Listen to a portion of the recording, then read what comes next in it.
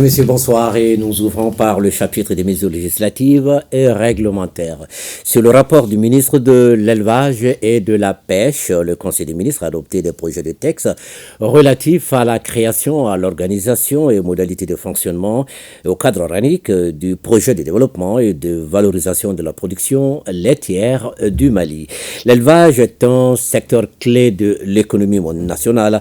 Il est pratiqué par une grande partie de la population rurale et contribue pour près de 15% au produit intérieur brut. Au regard de la diversité des races et de l'effectif du cheptel, le secteur de l'élevage recèle d'énormes potentialités en plus de la production laitière. Cette production de lait, évaluée à plus de 996 750 tonnes par an, est assurée à 98% par les élevages de type traditionnel et à 2% par les élevages périurbains à caractère semi-intensif. Cependant, elle n'est pas suffisamment exploitée et valorisée du fait, entre autres, de l'éloignement des zones de production des centres urbains, de l'insuffisance d'infrastructures de collecte, de transformation et de commercialisation. C'est dans ce cadre que le gouvernement a adopté la stratégie de développement et de valorisation de la production laitière, dont la mise en œuvre a conduit à la création du projet de valorisation de la production laitière au Mali, Pro2Vallée. En dépit de la mise en œuvre de cette stratégie et de ce projet, le secteur demeure confronté à des contraintes structurelles liées notamment au changement climatique, à l'émergence de maladies transfrontalières, au faible niveau de financement, de production, de transformation et de conservation des produits animaux et à la pression sur les ressources naturelles. Pour surmonter ces contraintes, les projets de texte adoptés créent sous forme de services à rattacher pour une durée de 5 ans le projet de développement et de valorisation de la production laitière au Mali, avec pour mission de contribuer à l'autosuffisance en lait et produits laitiers. Au chapitre des mesures individuelles, le Conseil des ministres a procédé à des nominations. La liste nominative des intéressés est disponible sur le site web du secrétariat général du gouvernement, le www.scgg-mali.ml et dans le journal Essor. Au chapitre des communications, le ministre du Travail, de la fonction publique et du dialogue social informé, le Conseil des ministres a du déroulement des épreuves des concours directs de recrutement dans la fonction publique de l'État, exercice 2023. La 5e et la 6e journée des concours directs de recrutement dans la fonction publique de l'État sont prévues pour le 27 et 28 avril 2024. Les corps et spécialités concernés sont contrôleur des finances B2, technicien des travaux de planification B2, contrôleur du trésor B2, contrôleur des services économiques B2, administrateur de l'action sociale, journaliste réalisateur, traducteur interprète et administrateur du tourisme. B. De la tenue de la 112e session de la Conférence internationale du travail du 3 au 14 juin 2024 à Genève, en Suisse. La Conférence internationale du travail est un forum où sont débattus librement les problèmes du monde du travail. Chaque État membre y est représenté par une délégation tripartite composée de délégués gouvernementaux, de ceux des employeurs et des travailleurs ainsi que leurs conseillers respectifs.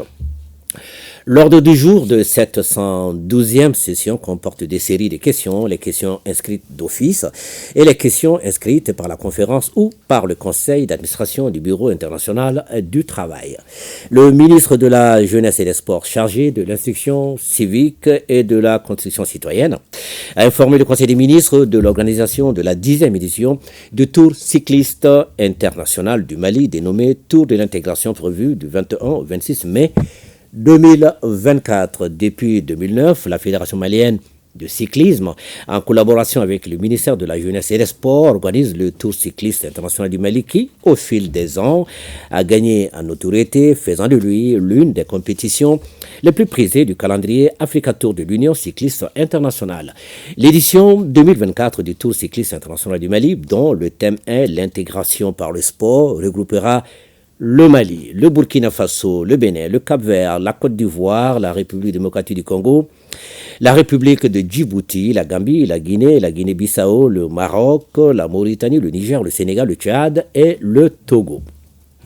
Ce tour cycliste sera un moment de grande mobilisation des populations des villes et villages traversés pour montrer à l'opinion internationale que le Mali est reste une destination sûre, un pays d'accueil et d'hospitalité légendaire. Le lancement de cette 10e édition prévue le 21 mai 2024 mobilisera plus de 500 personnes, des dizaines de véhicules et des équipements sportifs importants.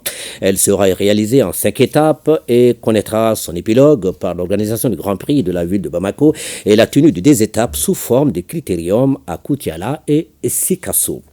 Le ministre de la Promotion de la Femme, de l'Enfant et de la Famille a informé le Conseil des ministres de la célébration de la Journée internationale de la famille le 15 mai 2024. La Journée internationale de la famille a été instituée par la résolution numéro 47-237 du 20 septembre 1993 de l'Assemblée générale des Nations unies. Elle a été célébrée pour la première fois par la communauté internationale le 15 mai 1994. Le thème retenu pour cette année est « Investir dans la famille, c'est construire l'avenir ». La célébration de la Journée internationale de la famille est une opportunité pour mieux faire comprendre les problèmes que connaissent les familles afin d'attirer l'attention des États et gouvernements et de sensibiliser les communautés à œuvrer davantage pour le bien-être familial. L'objectif général de la célébration de la journée est de contribuer au renforcement des fonctions socialisantes de la famille pour un mieux-être familial, communautaire et social. La célébration de la Journée internationale de la famille traduit la volonté des plus hautes autorités d'œuvrer pour l'atteinte de cet objectif. Le ministre de l'Artisanat, de la Culture, de l'Industrie hôtelière et du Tourisme a informé le Conseil des ministres de la cérémonie solennelle de remise de la charte d'éthique et des valeurs du Mali à son Excellence le colonel Assimi Goïta, président de la transition, chef de l'État.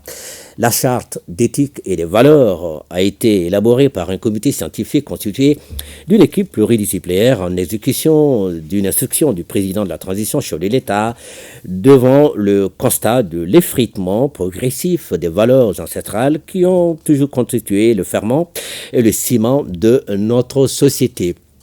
Elle retrace les principes, us et coutumes de la société malienne en dotant le pays d'un document référentiel sur l'éthique et les valeurs acceptées et partagées, ancrées dans la civilisation millénaire devant inspirer les générations actuelles et futures. B. De l'état de conservation du bien culturel, ville ancienne de Djéné, classée dans le patrimoine culturel national et le patrimoine de l'UNESCO. Le bien culturel, ville ancienne de Djéné, désigne les tissus anciens de la ville de Djéné et couvre une superficie de 48,5 hectares en raison de sa valeur exceptionnelle tant au plan historique, architectural, socioculturel, spirituel que scientifique.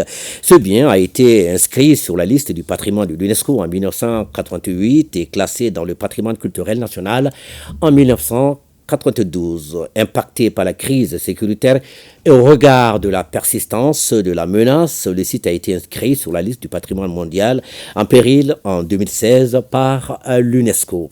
Aujourd'hui, le site ville ancienne de Djéné se trouve dans un état critique à cause du péril qui menace son existence en tant que bien culturel ayant une valeur universelle exceptionnelle. Des actions fortes seront engagées pour sa préservation. Le ministre de la Santé et du Développement social a informé le Conseil des ministres de la situation épidémiologique du pays, marquée notamment par une stagnation du nombre de cas testés positifs de la maladie à coronavirus par rapport à la semaine précédente, par une diminution du nombre de cas confirmés de dengue comparé à celui de la semaine écoulée. Le président de la transition, chef de l'État, a cependant appelé la population au respect strict des mesures de prévention et de lutte contre les maladies. Et ce sera tout pour ce soir, Mariam. Bonne suite du journal. Merci beaucoup, Ibrahima Djambélé.